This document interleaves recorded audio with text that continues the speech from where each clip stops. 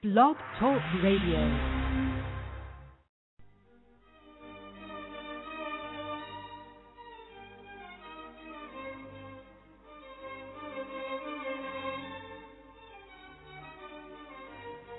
You are listening to A Better World Radio. We are on the air every Wednesday at 6 p.m. on Blog Talk Radio.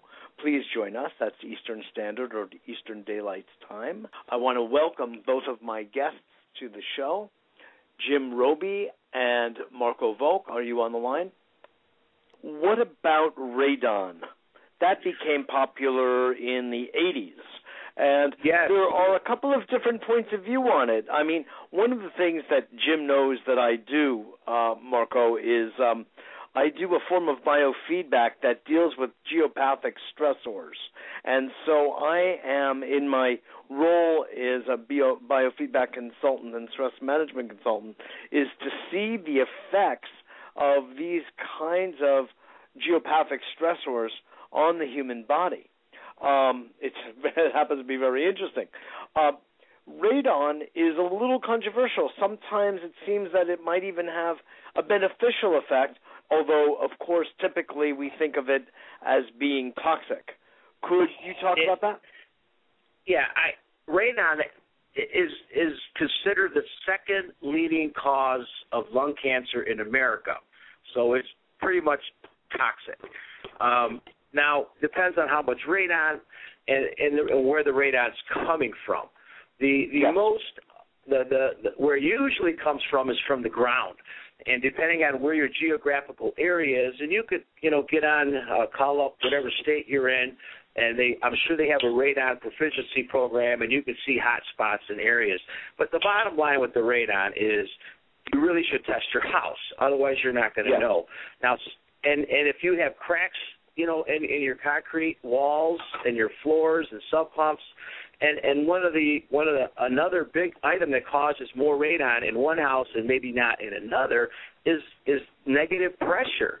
If you're sucking your basement, you're sucking more radon, and so. And what do you mean by that? How does that negative pressure situation occur? The way you could for a person to check if they have negative pressure, it's really simple. You turn on your air conditioner or your furnace, and you go to your basement steps. Your first step, close the door, and put your hand on the bottom of the door, that little crack. And if you feel air getting sucked in your basement, you've got negative pressure. You can use smoke or toilet paper. Yes. And if you stay downstairs, you'll eventually implode. I don't know about that, but you'll be sucking moisture out of the sub pump if it's not sealed, and you'll be sucking in radon gas. And not to mention, you're going to be sucking in cold air and humid air from little cracks, from your wall penetrations. And so now you got to condition that air. Now you're wasting energy too. And what's the biggest number one negative pressure producer in the basement is the cold air return. That's the one that the air goes back to the furnace. Well, nobody seals those in most homes. They seal the supply. You don't want to have negative pressure in your basement. If you have negative pressure, you're going to have all kind of problems. You're going to have radon. You're going to be sucking moisture out of your sub pump. You're going to be sucking cold air from little small holes that you have in your siding from your gas meter and your water meters. And now you got to spend energy to remove the moisture out of the air. You have to spend energy to heat it and cool it and dehumidify it. And so you want to seal your cold air returns. That helps. But the bottom line is you have to test your house for radon. And if you have radon, you have to hire a mitigation company. And, they range from $800 to a couple $1,000. And there's different ways they do that. But that has to be done by a professional to remove the radon gas. What does mitigation actually consist of? Just to give us, our audience, a little bit of an idea. It's very simple. They go in the basement corner. They drill a hole through the concrete floor. They stick a pipe into the hole that goes below the concrete. They seal it. Then they take that pipe and take it up through the roof. And in the attic or outside, not in the house, they put a fan, an exhaust fan. It's a radon fan. And what it does is it sucks the air from underneath your slab. They call it subsurface depressurization or subslab depressurization. And that always runs. This way, you're sucking the air before it gets to your basement. You're taking it out to the roof. Oh, so there let me see this.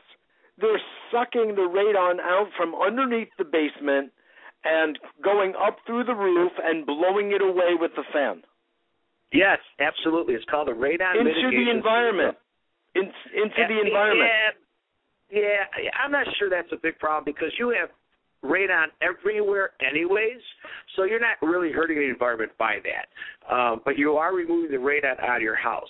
Now, there's the big thing now are granite countertops. People are afraid of the radon's coming out of the granite because that's where it comes out of the bedrock, and it comes out of quartz, and so a lot of products, a lot of they've been testing it, and I would say, I'm not going to give you any numbers, but I've yet to find a high radon, but I haven't done that much.